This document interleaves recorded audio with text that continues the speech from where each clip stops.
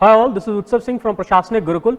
We are continuing with our Safalta series where we will talk about most possible question which may come in your EPFO examination, ACPF examination, which will be conducted by UPSC. So let's begin the series. Question number 1.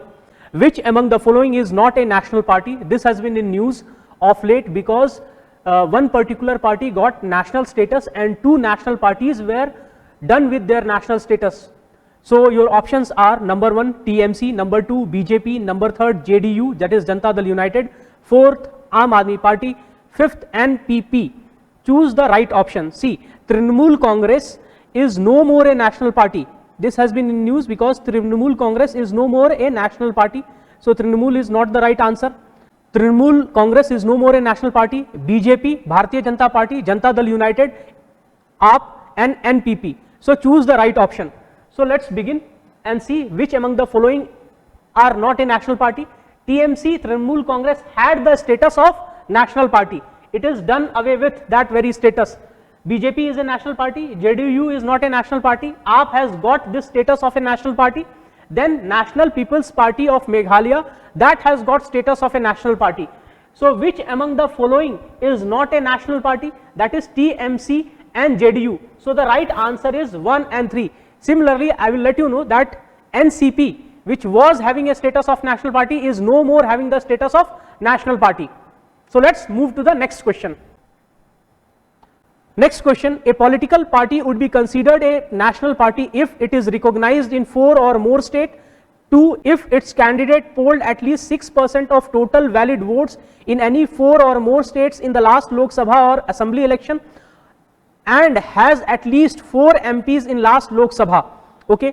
3rd, if it has won at least 2% of the total seat in Lok Sabha from not less than 3 states. 4th, if the party is in power in 3 states. See, if a party is recognized as a regional party in more than 4 states or 4 states, then it can get national status. Second, if it candidates polls up to 6% of total valid votes. There are many votes which get invalid. Okay, so total valid vote in 4 or more states, same condition, 4 or more states in last Lok Sabha or Assembly election, and has at least 4 MPs in last Lok Sabha election. 3rd condition, if it has won at least 2% of the total seats in Lok Sabha. Lok Sabha, how many seats we have? 545 seats.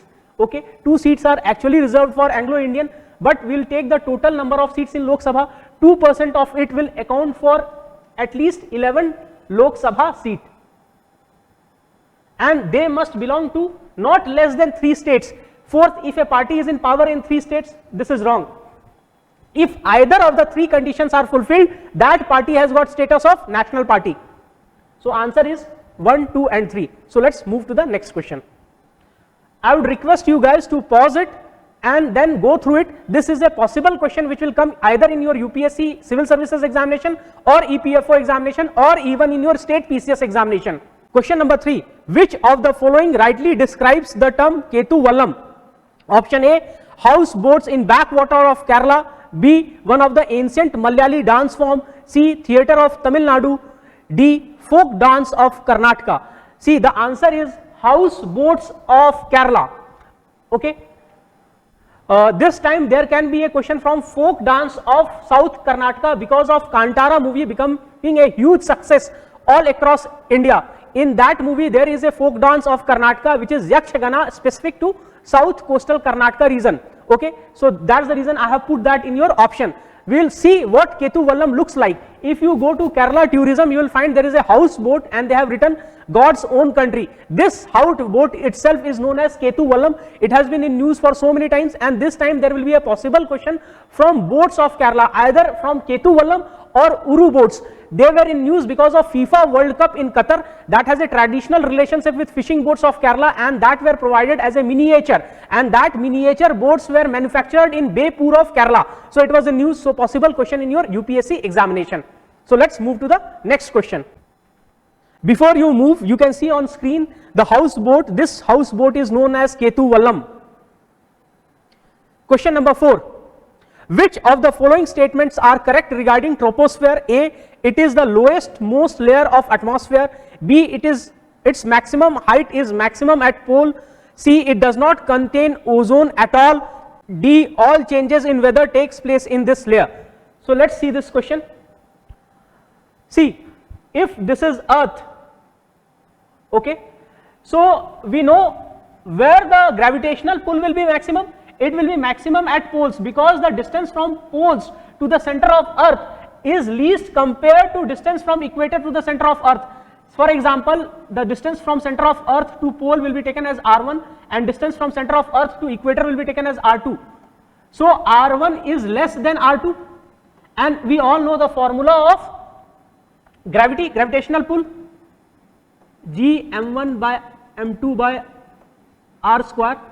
Okay, so above the Earth's surface, what we have? We have atmosphere. So atmosphere will be of least size at the poles because of the gravitational pull. Okay, and maximum at equator because of the gravitational pull being least at the equator. That's the reason the lowest most layer of atmosphere, troposphere, that is right. Okay, it is maximum height is maximum at poles. This is wrong.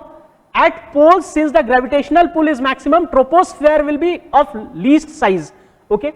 Second reason, at poles, since the radiation received by sun is less, so troposphere will be minimum size because of the cold air density is high, so that will slump, whereas equator radiation received is quite high, so air particles movement or carrying capacity is maximum. That's the reason troposphere is maximum at equator. It does not contain ozone at all. This statement is wrong, because there are tropospheric ozone which are harmful. D, all changes in weather takes place in this layer. Yes, so A and D is the correct answer. See, most of the time you will find these factual information in NCERT, but you have to analytically understand why these facts, why troposphere is minimum at poles. Two reasons: one, gravitational pull is maximum; second, since solar radiation is minimum, so the cold air slumps down. Okay, so let's move to the next question. Question number 5. A deadlock between Rajya Sabha and Lok Sabha calls for joint sitting of Parliament during passage of number 1 Constitutional Amendment Bill, 2 Money Bill. Select the right option. Option A, only 1. Option B, only 2. C, neither 1 or 2. D, both 1 and 2. Since Rajya Sabha population or number of people in Rajya Sabha is around 250, in Lok Sabha it is 545, 543 to be exact. Okay, so what actually happens is that if there is a joint session, by default Rajya Sabha will have an upper hand with relation to Constitution Amendment Bill. Second, Money Bill does not need supremacy of Rajya Sabha, because it is Lok Sabha where the government of the day needs to enjoy the power, okay, needs to enjoy the confidence. Okay, that's the reason Constitutional Amendment Bill joint session of Parliament is not needed. Money Bill, it is not needed. Only for ordinary bill it is needed. And who has power to call the joint session of Parliament? Parliament comprises of Lok Sabha, Rajya Sabha and President. So the President has the power to call for joint session of Rajya Sabha and Lok Sabha. Who presides over the joint session of Lok Sabha and Rajya Sabha? It is the Speaker of Lok Sabha. Okay, इस तरह से आपको चीजों को very objectively समझना है, तभी जाके आप एग्जाम में क्लियर कर पाएंगे. आप पढ़ते काफी कुछ हैं, पर ऑब्जेक्टिवली चीजों को नहीं देखते हैं. अगर आप अभी भी मॉक टेस्ट लगा रहे हैं तो ऑब्जेक्टिवली समझने की कोशिश कीजिए, डेफिनेटली आपके स्कोर्स बेहतर होंगे. Moving to question number 6. Luzon Strait separates, it has been in news, so it could be a possible question in your UPSC examination. A, Taiwan and Philippines. B, China and Taiwan. C, Japan and Taiwan. D, Russia and Japan. See, the right answer is A, Taiwan and Philippines. You can see over here